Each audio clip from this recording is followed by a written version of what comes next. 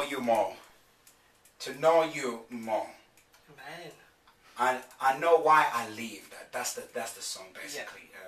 I know why I live by Besse. First we play the song "Don't Need to Search No More." Yeah. I can imagine that when you get the Bible says that those who are led by the Spirit of God are the true children of God. Yeah.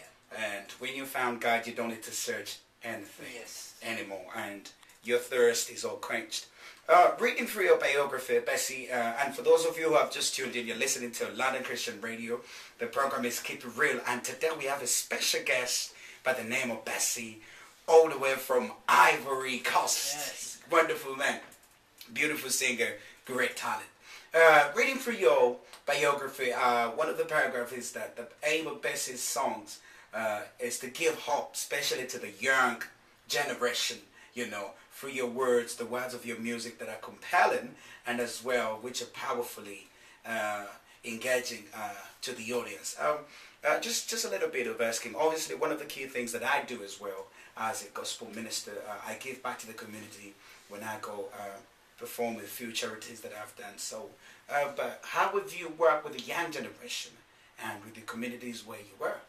Okay, well, as you said, the aim of the album and the songs and everything I do, the music give hope. Firstly, with this world today, where, young people don't know what truth is. That's right. With this society today trying to push away God and trying to live his own things, That's right. Young people asking themselves that where to find truth, what do I need to look for in life? That's right. Those are some fundamental questions that people asking themselves today, especially young people. And they need to know, as young people, there is an answer.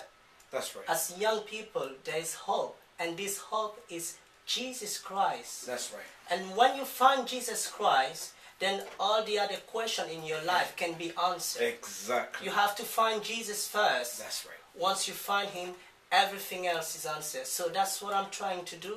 And also to show the young generation that you don't need to be old to serve the Lord. That's right. As a young man, you can serve the Lord. In That's fact, we all call to serve him. That's We right. all call to give him everything we got. Our talent, our time, our money. We all call to do that. That's right. Young from 5, 2, 3, everyone is called. So That's right. that's the example, I want to show through the music and the music that I do.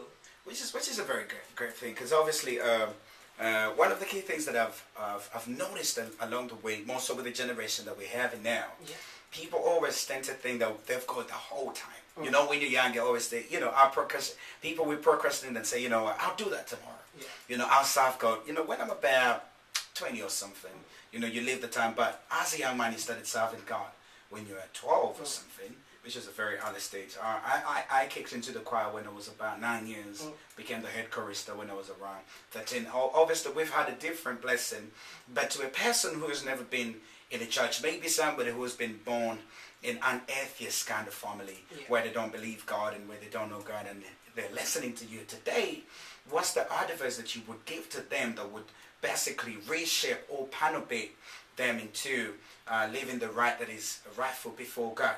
What is the sign of hope that you could give to them in a situation like that? Well, for those people who are not Christian and who are asking themselves, some fundamental question, because I think every human being, as Christian or not, we all asking this question: where am I coming from?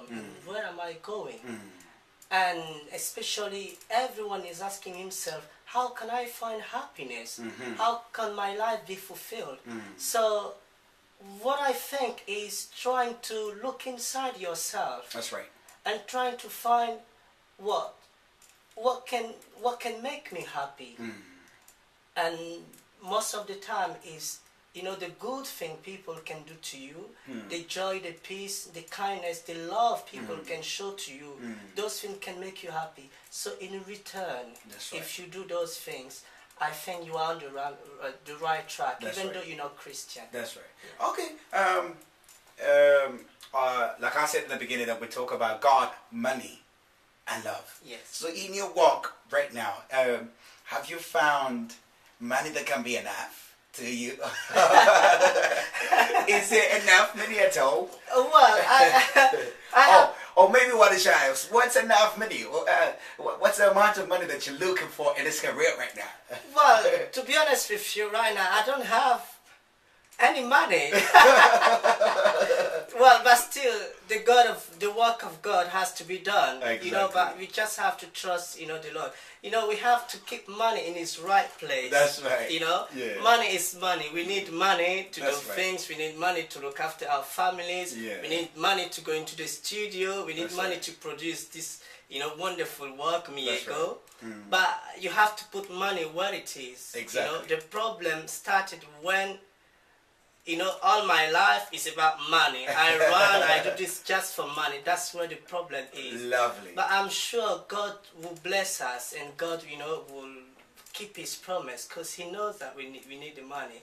But That's right. we need to do our part as well, do the hard work. No, you've mentioned a very important word there. That I think what it is focus. Obviously, what you focus on.